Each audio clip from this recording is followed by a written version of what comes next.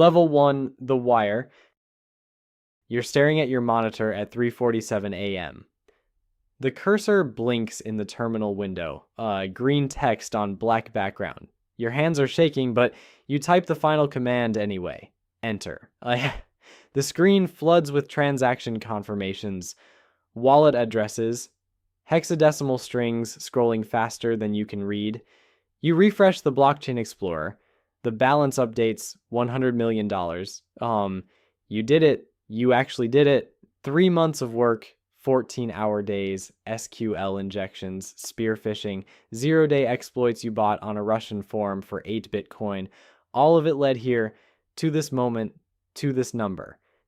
Your apartment is silent except for the hum of your cooling fans. Empty energy drink cans cover your desk. Your roommate is asleep 2 rooms away. He thinks you're a freelance web developer. You refresh the Explorer again. The money is still there, still yours. You stand up. Your legs are numb. You walk to the bathroom and splash water on your face. The mirror shows someone who hasn't slept properly in 72 hours. Dark circles, pale skin, a stupid grin you can't control. You just became one of the most wanted criminals on earth. And right now, in this bathroom, you feel like a god. That feeling won't last, but you don't know that yet. Level 2, the cleanup. You're back at the keyboard. The euphoria is gone. Now comes the part that determines whether you're a genius or an idiot. You open your checklist. 23 steps. You've rehearsed this 100 times. Step 1. Wipe the VPS you launched the attack from. You log into the virtual private server hosted in Moldova. 3 commands and it's gone. The entire machine, every log file, every trace of what you just did. Step 2, burn the wallet. The $100 million sits in a Bitcoin address you'll never touch again. You've already written a script to tumble it through 14 different mixing services. Chip Mixer, Wasabi, Samurai Whirlpool. Each one takes a cut, but breaks the chain between the theft and you. You execute the script. The first transfer initiates. $7.2 million peels off and fragments into 300 smaller transactions. Those split again and again. Within 6 hours, your $100 million will be dust scattered across 10,000 addresses. Untraceable, theoretical. Step 3. Destroy the hardware. You pull the SSD from your machine, the one with your Tails operating system, the one you bought with cash at a pawn shop in another city. You take it to the kitchen, you smash it with a hammer 6 times. 7. The NAND chips shatter into pieces smaller than your fingernail. You sweep the fragments into a plastic bag. Step 4. Establish your alibi. You post a photo to Instagram, your friend's party from 2 nights ago. You backdated the timestamp. You comment on 3 Reddit threads about video games. You send your mom a text about visiting next weekend. All of this creates a digital paper trail that says you were being a normal 26-year-old, not committing the 5th largest cryptocurrency heist in history. The sun is coming up. Your roommate's alarm goes off. You hear him shuffle to the shower. You close your laptop and lie down on your bed fully clothed. Your heart is hammering. You tell yourself to sleep. You can't. Level 3. The investigation. It's day 3. The theft made the news. Bloomberg, Reuters, the front page of Reddit. The crypto exchange you hit announced a $10 million bounty for information leading to recovery of the funds. You read every article. You watch every YouTube breakdown. They're calling you Ghost. They think you're a Chinese state-sponsored group. They think you're North Korean Lazarus group. One guy on Twitter thinks you're a rogue AI. You laugh at that one. The FBI issued a statement. They're working with Chainalysis, blockchain forensics, the best in the world at tracking dirty crypto. They've already mapped the first layer of your mixing operation. They know you split the funds. They know you used Monero as a privacy layer. They just don't know where it went after that. Not yet. You go to work, your actual job. You're a database administrator at an insurance company. Your coworkers ask if you saw the news about the hack. You say, yeah, crazy stuff. Those hackers are getting sophisticated. Your boss asks you to run a query on Q3 policy renewals. You do it. You eat lunch at your desk. Turkey sandwich and an apple.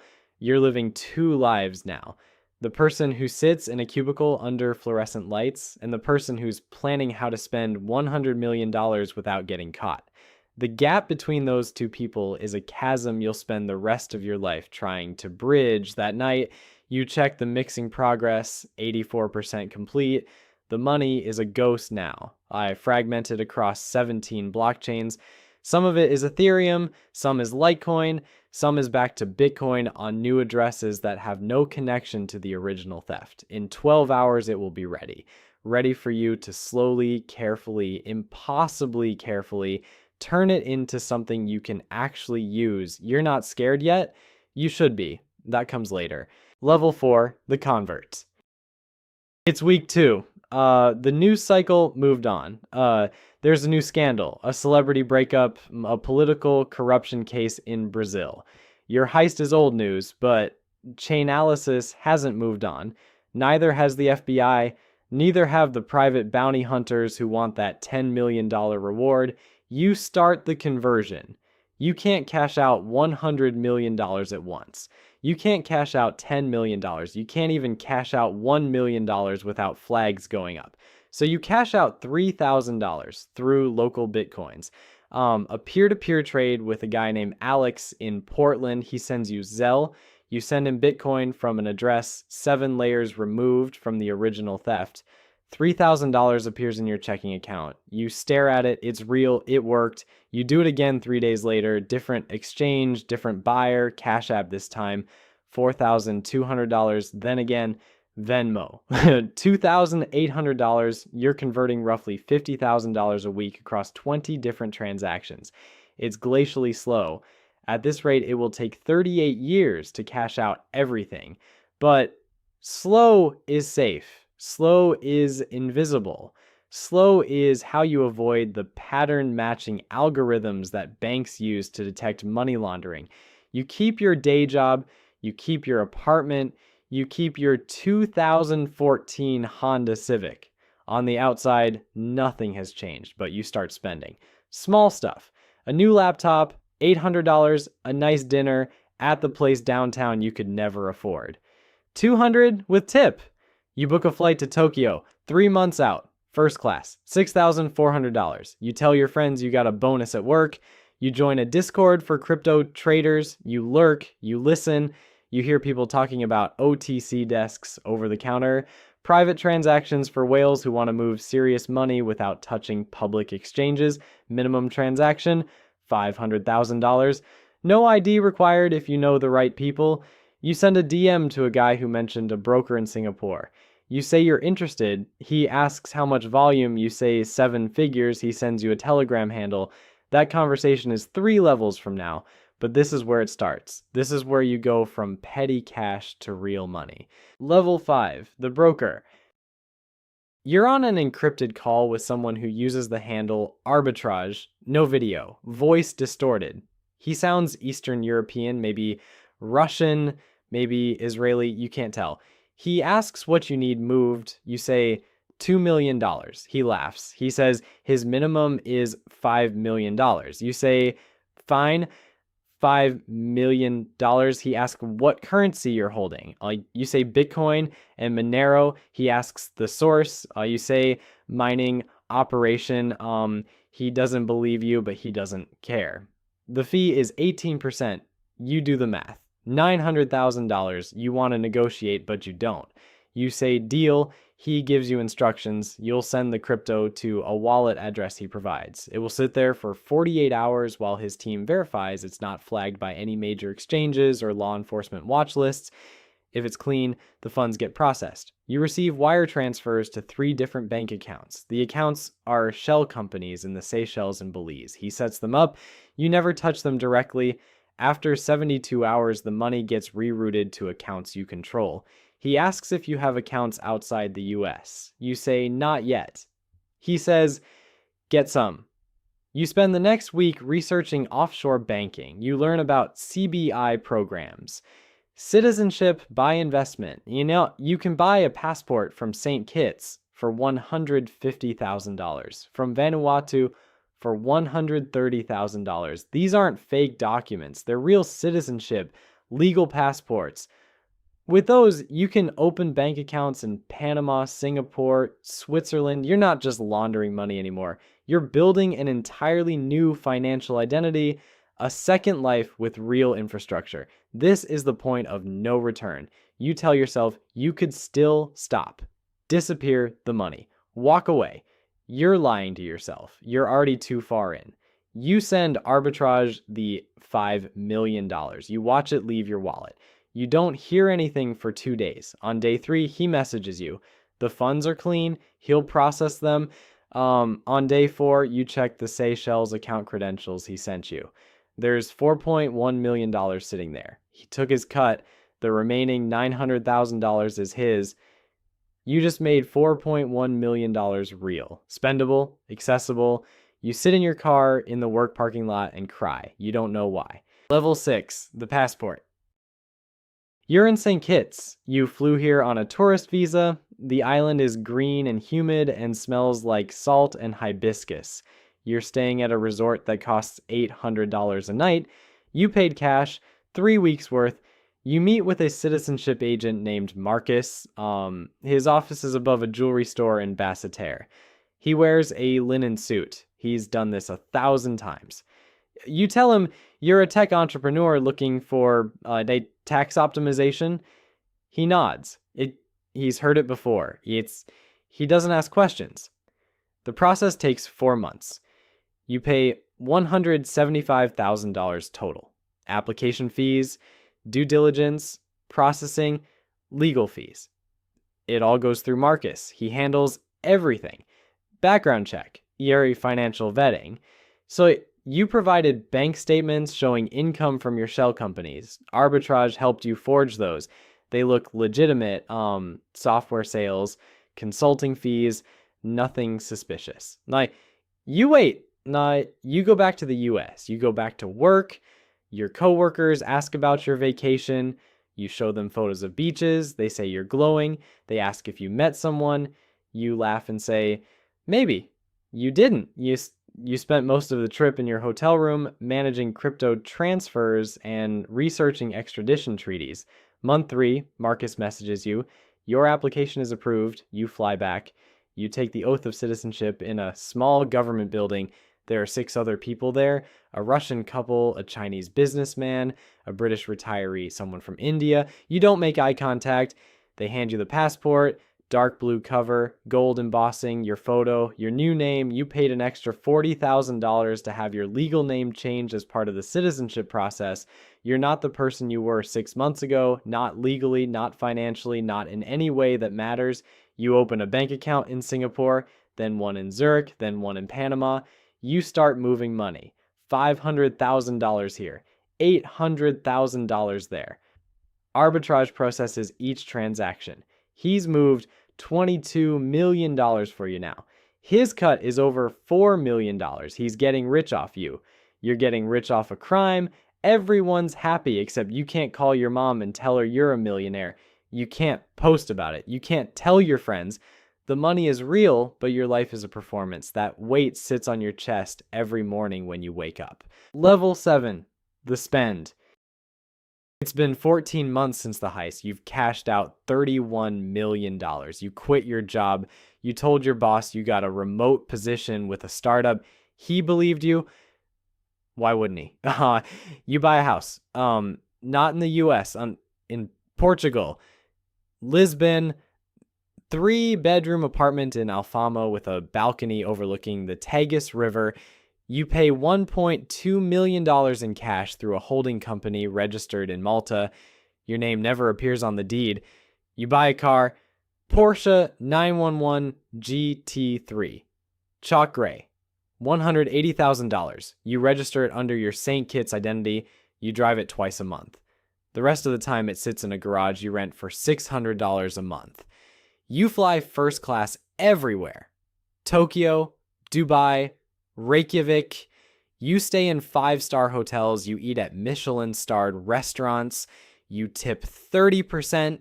You meet people, wealthy people, crypto people, people who made their money in ways they don't discuss at dinner parties. You fit right in. You date someone. Her name is Sophia. She's a photographer from Barcelona. You meet her at a gallery opening in Berlin. She thinks you're a venture capitalist. You let her think that. You take her to the Maldives. You pay for everything. She asks what you invested in.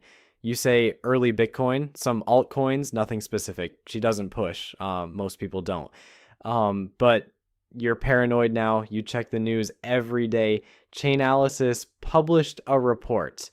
They've traced $73 million of the stolen funds.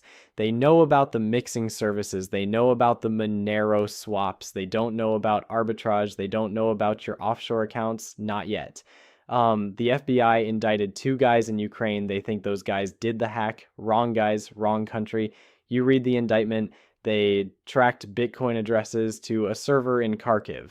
Pure coincidence. Those guys were running a different operation, but the FBI doesn't know that. They're celebrating a win. You should feel relieved. Instead, you feel guilty.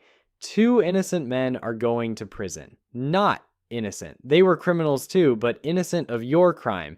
You think about sending an anonymous tip. You don't. You can't. Any contact with law enforcement is suicide. Sophia asks you what's wrong. You're distant, distracted. You tell her work stress. She suggests a vacation. You're already on permanent vacation. You just can't tell her that.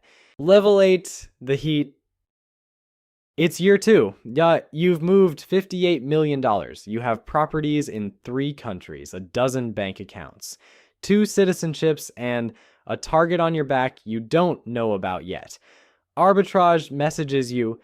He says there's a problem. One of his clients got arrested. Interpol, they're investigating the OTC network.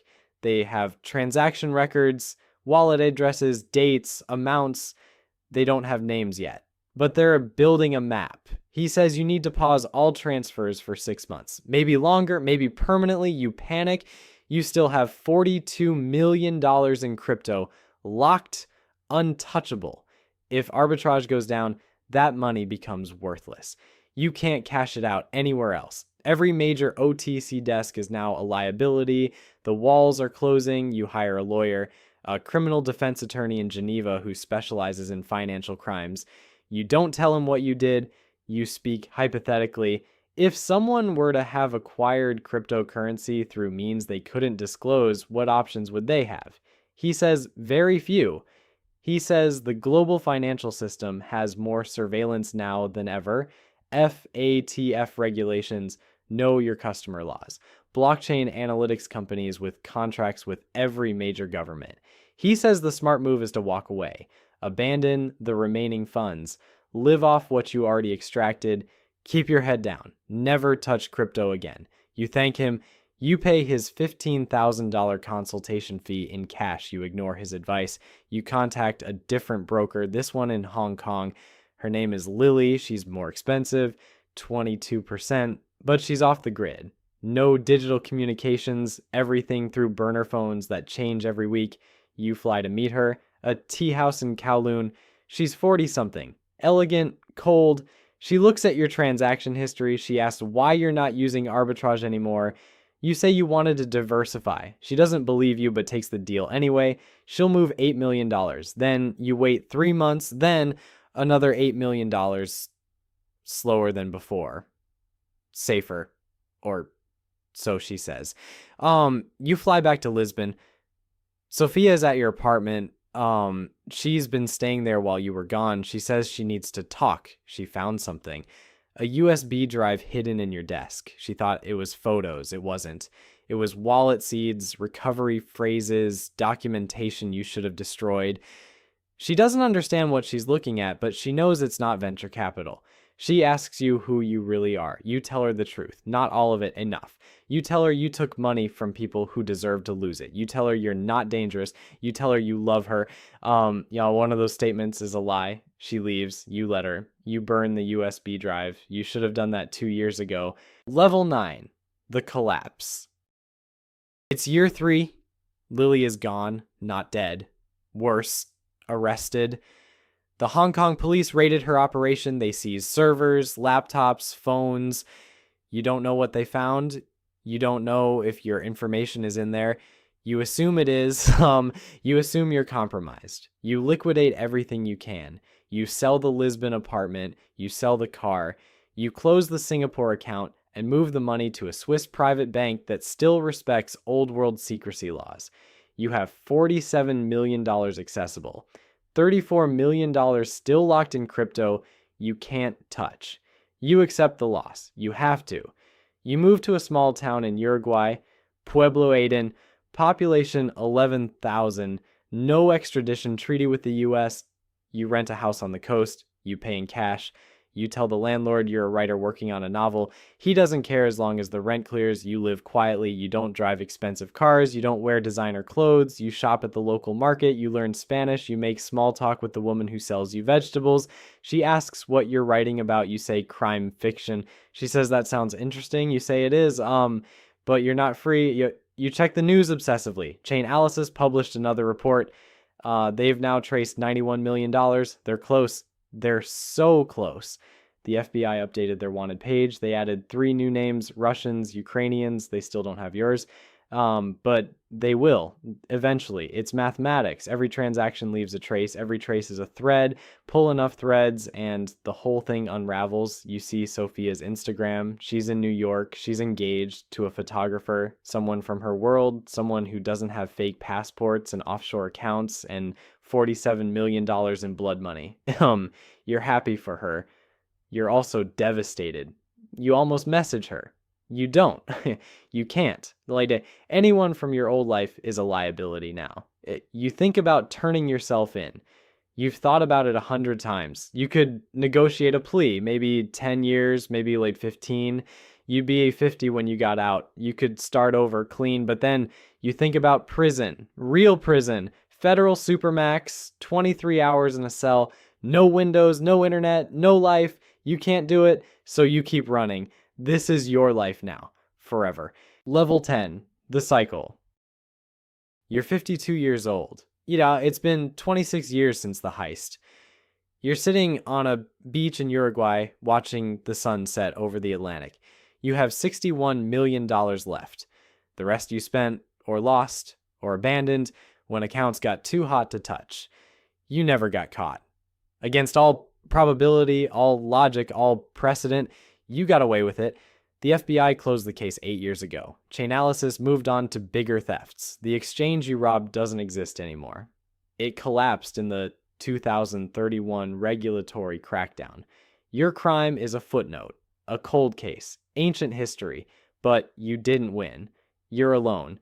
You haven't spoken to anyone from your old life in 23 years. Your mother died thinking you abandoned her. Your friends forgot you. Sophia is a memory so distant she doesn't feel real anymore. You have money, so much money, and nothing to do with it that doesn't feel empty. You donate some to charities, anonymously, climate research, children's hospitals. You tell yourself it balances the scales. It doesn't.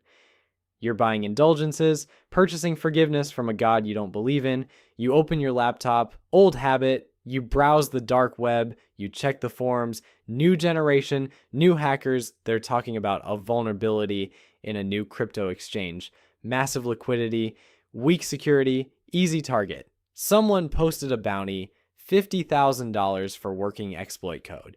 You could do it. You still have the skills. You're older, but you're not obsolete. You could walk them through it, teach them, warn them, tell them what comes after. Tell them about the paranoia, the isolation, the way money stops meaning anything when you can't share it with anyone who knew you before. You close the laptop. You won't message them. They wouldn't listen anyway. No one ever does. Somewhere right now, a 24-year-old is staring at their monitor at 3:47 a.m. green text on black background. Their hands are shaking. They're about to type the command. They're about to take the money. They're about to make the same choice you did. And they think they're different. They think they're smarter. They think they'll be the one who gets away with it and actually gets to enjoy it. You thought that too. They're wrong. Just like you were, but they'll learn. Everyone learns eventually. The price is just different for everyone. For you, it was everything that mattered. The money you kept, the life you lost.